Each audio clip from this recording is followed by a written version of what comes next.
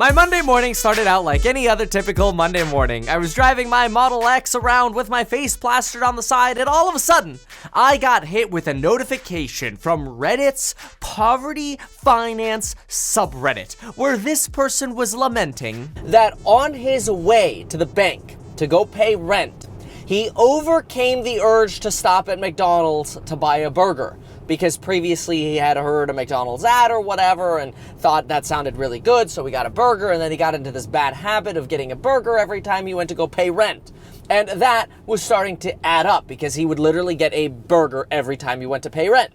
And everybody was giving him these positive affirmations. Wow, great job, man. Awesome. You overcame a hard challenge. You didn't get the burger. And this person's story really upset my trip to Whole Paycheck, where I was trying to clear the shelves, because that's what I usually do. I clear the shelves and then I leave, so I don't have to come back again anytime soon. But while I was there and that misery inside of me from this person's lack of perspective was growing, I realized, wait a minute. This person is missing something very important. Oh, by the way, this is sponsored by Charles F. USA and Manny Kings, who both got amazing wedge deals in the real estate investing course linked below after I analyzed their deals and we helped them out. Use that coupon code 23% off to join. Anyway, now that that's over, let's talk about what's missing.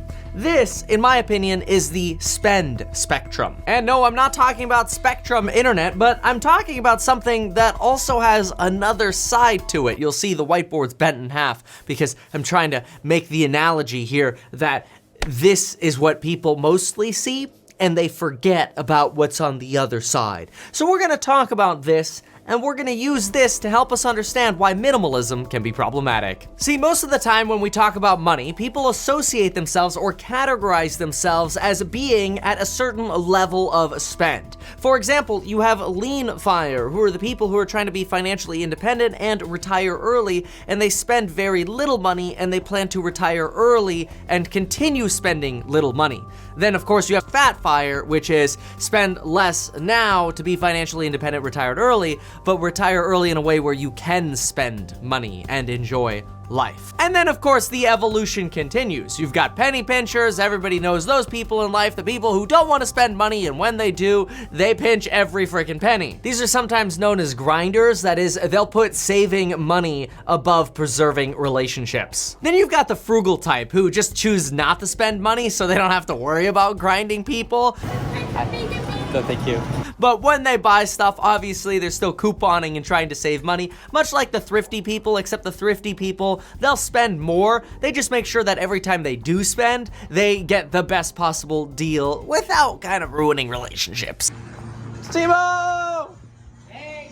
Then of course you have your spenders, the people that they just spend when they need to, the people who spend because it's fun to spend money. This is where it kind of becomes a little bit of a problem. And then you have the extreme spenders who have absolutely no control and they do not need to have a credit card because they will max that crap out right away, okay? Oh, and by the way, most of the really frugal type, I won't tell you this, but they might not spend a lot of money on themselves personally, but they do spend money on themselves with justifiable business expenses.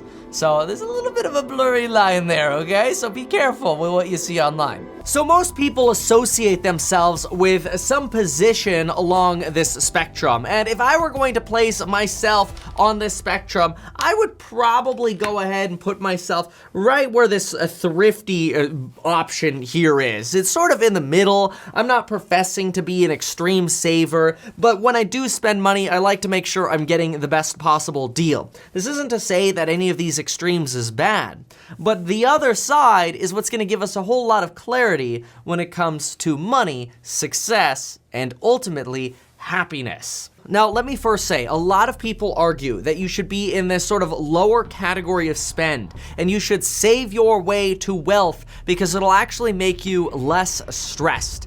The problem with this is not having a lot of money tends to create stress. And I'll tell you, I know stress because I grew up with stress. My family grew up paycheck to paycheck, and we almost lost our home in 2002, and our family divorced when I was 6 years old. I went through feeling no money.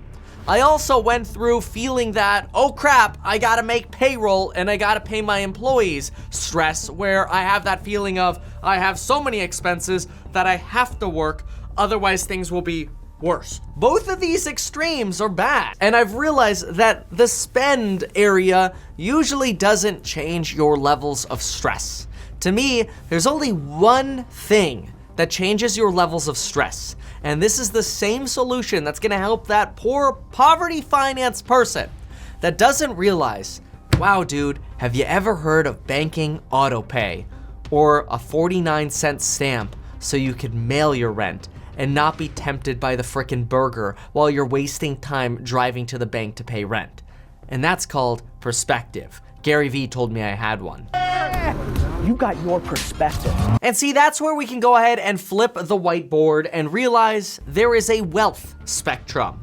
And you could be very, very low on the spend spectrum, but have a very high net worth. Let's say you're in the top 10% of people with net worth. You could be thrifty and you could be in the top 10%. You could be lean fire and you could be in the top 10%. You could also be an extreme spender and be in the top 10%. You start noticing that it really doesn't necessarily matter where you are within this. It doesn't define, generally, where you will be here. Because much like a diet, if you're trying to save your way to wealth, you usually end up failing, much like most people on diets. The only way you could truly transition is by creating a lifestyle.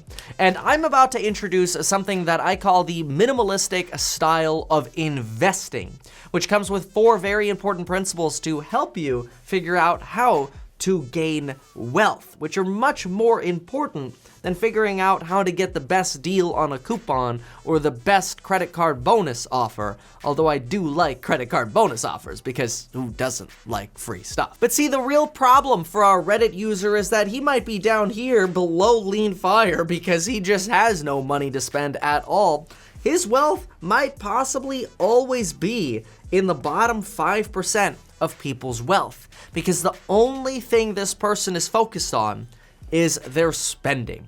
Now, obviously, it goes without saying that, yeah, you could probably focus on increasing your income. And if you don't have a lot or a decent income, forget about building wealth anyway and forget about the spend spectrum.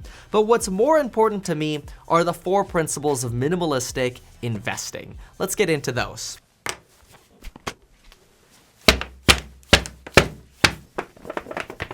This kind of reminds me of those Samsung foldable phones.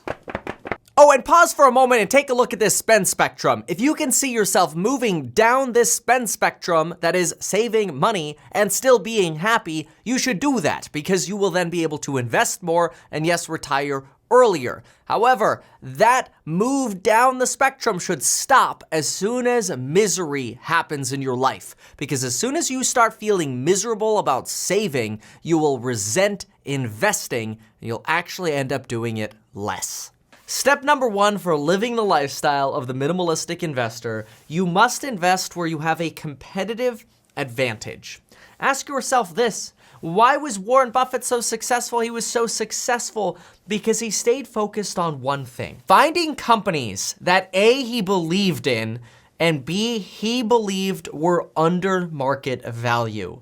And then he kept buying and buying and buying those companies. He would set a price target, and anytime the value of those companies was below that target, buy. He would apply similar principles to what were known as cigar butt stocks, as he was taught by Benjamin Graham, to find companies that had more value in them than the way the market currently valued them. That is investing with a competitive advantage. You can find these competitive advantages in anything, in my opinion, you decide to put the research into. Whether that's day trading, whether that's investing in real estate, whether that's buying stocks. If you pick one thing and become an expert at one thing, the odds are you'll slowly get a slight competitive edge, and surprisingly, you don't need much of a competitive edge. But unfortunately, how do most people invest? Most people invest by saying, you know what, today I'm gonna day trade, tomorrow I'm gonna wholesale real estate, the day after that I'm gonna go buy Bitcoin, then I'm gonna go trade some free trades on Robinhood or Charles Schwab because the trades are free now. And people are all over the place. And they're like, oh yeah, I got stocks, oh yeah, I know real estate, I've done some wholesaling, oh yeah, I know Bitcoin. They're all over the place. And what happens is they're good at nothing. So they have no clue what is going on, they're good at nothing, and they have zero competitive advantage. Instead, it's the people who sit down and realize, okay, I see potential in this one thing, be it real estate, be it stocks. I'm going to pursue this and learn as much as possible. And then I'm really going to get engaged in my style of investing. That is step number one, because the minimalist doesn't focus on everything. The minimalist doesn't get distracted. The minimalist narrows down on the one thing that's gonna make the most money for them. That's the type of minimalism I like. The type of minimalism of, oh, financially minimalistic, just you know what? Whatever you could do, go to Chase when you make that check deposit, go get yourself that free coffee because you should never pay for coffee over at Starbucks right next door. And look, I don't blame that. I mean, I'll go get the free coffee as well.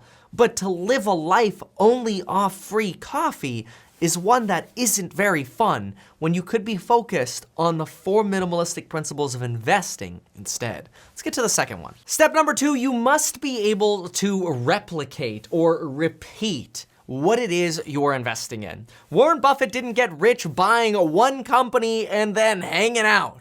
No, you consistently have to be able to repeat the actions that you make. And when you focus only on your competitive advantage and you focus solely on repeating what has worked for you, yes, your diversification might be lower, but you know what? At least you're making money. In my opinion, people are so worried about diversification that they take very small amounts of money and try to diversify it, and then they end up with very small amounts of money.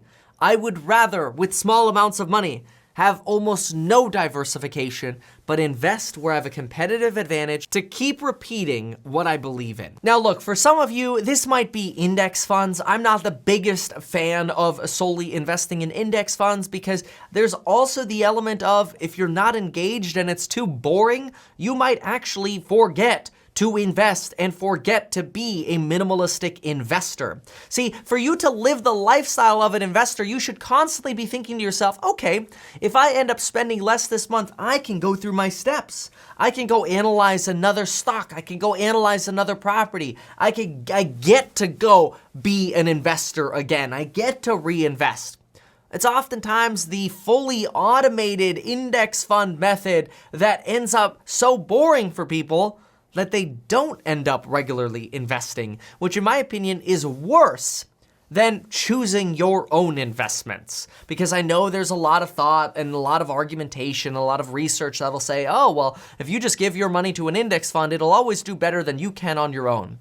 I personally disagree with that because A, like I said, I invest more when I invest myself, and B, I know I can get better deals in real estate because I'm investing where I have that competitive advantage. And you could do that in stocks as well. But now let's introduce the third item. And the third item is that yes, there has to be some degree of automation to what you're doing. That is, even though I just said be careful having too much automation, where every single week you're just depositing money into your index fund and just set it and forget it. That's good.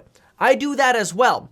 But the type of automation that I prefer is when I take advantage of my competitive advantage, when I repeat the process, I have automation in the form of principal paydown on my good debt. The extreme financial minimalist automates putting money into a high yield savings account.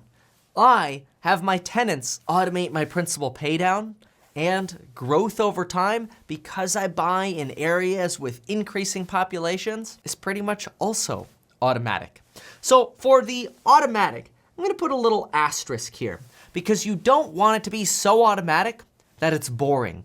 You do want this to be somewhat of a side hustle because just in the effect of having it be a side hustle, you will end up investing more, you will end up saving more, and you will end up spending less because you're engaged. Only when you are not engaged do you become bored and you generally spend more and then you start cheating on your diet. It's kind of like this real irony. You become too minimalistic, you get bored, and then you revert back and your diet fails. This is why you need that lifestyle. Fourth principle, whatever it is that you choose to invest in, the minimalistic investor says you must choose in something that you have a long-run belief in. If you have a long-run belief in Bitcoin, invest in Bitcoin. If you have a long-run belief in gold, do it. But I probably wouldn't recommend that you invest in things like Libra right now because the long-run trajectory is unknown. It's a gamble.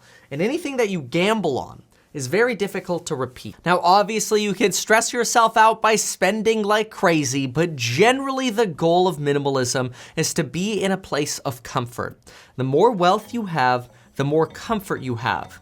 Therefore, it's my strong belief that financial minimalism is a big mistake. Instead, you should be a minimalistic investor and forget the little minutia, the Starbucks, the hot dog at the baseball stadium, and treat yourself to going to the movies, to occasionally going to dinner. Obviously, everything within balance. And folks, there you have it. Follow me on Instagram, and until next time.